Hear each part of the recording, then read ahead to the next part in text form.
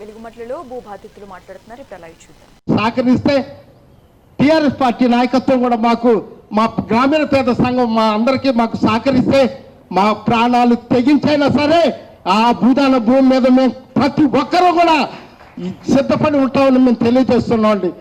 ఈ లక్షలాది రూపాయలు కోట్లాది రూపాయలు వసూలు చేసుకున్న ఒక క్యాండిడేట్ ఉండండి.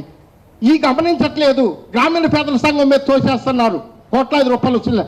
దానికి సంబంధించిన లెక్కలండి 2 కోట్ల పైన డబ్బులు 2,50,00,000 దాకా ఎంత ఖర్చు అయింది ఈ 10 సంవత్సరాలలో ఈ యొక్క పోరాటంలో ఎంత ఖర్చు అయింది పోలీస్ డిపార్ట్మెంట్కి దానికి సంబంధించిన చూపెట్టారండి.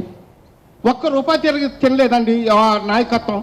ఒకళ్ళు తిన్నా ఖర్చు చేసుకున్నా కానీ ఈ తిరుగులకి కోర్టు కేసులకి ఈ ప్రతి దానికి ఖర్చు అయిపోతున్నాయండి డబ్బులు.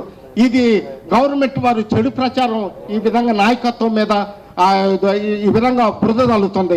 ఒక క్యాండిడేట్ ఉండండి, ఆయన కోట్ల రూపాయలు దండుకుండవు.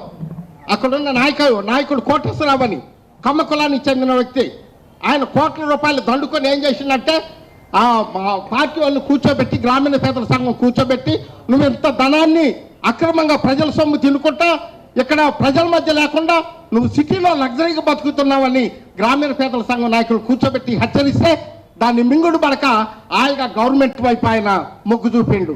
నాకు ఇవన్నీ కక్కిస్తారు డబ్బులు అని చెప్పేసి గవర్నమెంట్ అధికారుల వైపు మొగ్గు చూపిండు. అధికారులకి ఆయన కొంబు కాసి అందరి పేర్లు రాసి మరి ఎవరైతే ఈరోజు మాకు ఇండ్లు కూడా రావండి, ఇల్లు రావు. మాకు ఈ ఫోటోలు చూస్తున్నారు, మాకైతే ఇండ్లు రావు, మాకు ఇల్లు లేవు, ఒక్క కుంట భూమి కూడా మాకు లేదండి.